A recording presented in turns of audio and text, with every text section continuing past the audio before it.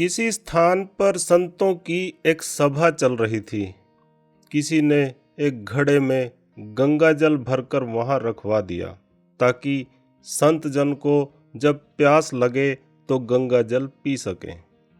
दोस्तों, संतों की उस सभा के बाहर एक व्यक्ति खड़ा था। उसने गंगा जल से भरे घड़े को देखा तो उसे तरह तरह के विचार आने लगे। वह सोचने लगा, आहा, यह घड़ा कितना भाग्यशाली है। एक तो इसमें किसी तालाब पोखर का नहीं बल्कि गंगा जल भरा गया है, और दूसरे यह अब संतों के काम आएगा। संतों का स्पर्श मिलेगा, उनकी सेवा का अवसर मिलेगा। ऐसी किस्मत किसी किसी की ही होती है।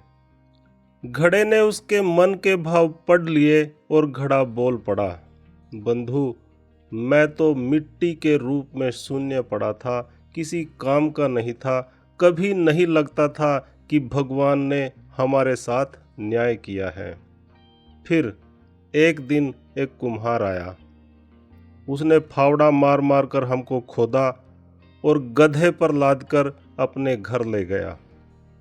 वहां ले जाकर हमको उसने रौंदा, फिर पानी डालकर गूंथा, चाक पर चढ़ाकर तेजी से घुमाया, फिर गला काटा, फिर थापी मार मार कर बराबर किया।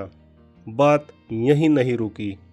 उसके बाद आंवे के अंदर आग में झोंक दिया जलने को। इतने कष्ट सहकर बाहर निकला तो गधे पर लादकर उसने मुझे बाजार में भेज दिया। वहाँ भी लोग ठोक ठोक कर देख रहे थे कि ठीक है कि नहीं। ठोकने पीटने के बाद मेरी कीमत लगाई भी तो क्या, बस 20 से 30 रुपए। मैं तो पल पल यही सोचता रहा कि हे ईश्वर, सारे अन्याय मेरे ही साथ करना था।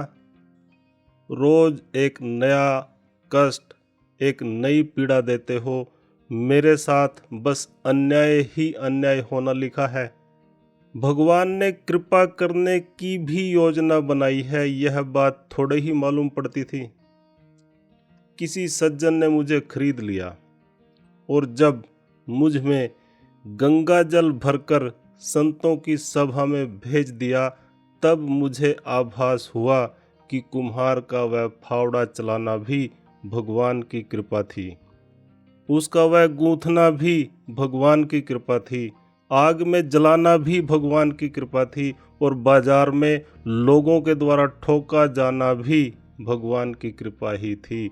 अब मालूम पड़ा कि सब भगवान की कृपा ही कृपा थी। दोस्तों, परिस्थितियां हमें तोड़ देती हैं, विचलित कर देती हैं, इतनी विचलित कि भगवान के अस्तित्व पर भी प्रश्न उठाने लगते हैं। क्यों हम सब में इतनी शक्ति नहीं होती ईश्वर की लीला समझने की, भविष्य में क्या होने वाला है उसे देखने की।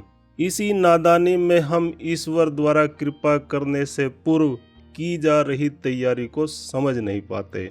बस कोसना शुरू कर देते हैं कि सारे पूजा पाठ, सारे जतन कर रहे हैं, फिर भी ईश्वर हैं कि प्रसन्न होने और अपनी कृपा बरसाने का नाम ही नहीं ले रहे।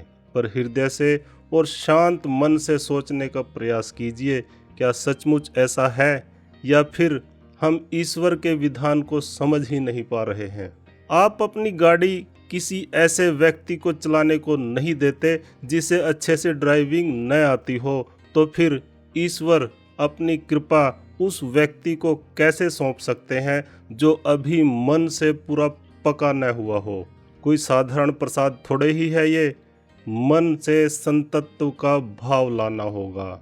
ईश्वर द्वारा ली जा रही परीक्षा की घड़ी में भी हम सत्य और न्याय के पथ से विचलित नहीं होते तो ईश्वर की अनुकंपा होती जरूर है। किसी के साथ देर तो किसी के साथ सवेर। यह सब हमारे पूर्व जन्म के कर्मों से भी तय होता है कि ईश्वर की कृपा दृष्टि में समय कितना लगना है। घड़े की तरह परीक्षा की अवधि में जो सत्य पथ पर टिका रहता है, वह अपना जीवन सफल कर लेता है। तो दोस्तों, ये कहानी आपको कैसी लगी एक बार कमेंट बॉक्स में लिखकर ज़रूर बताना।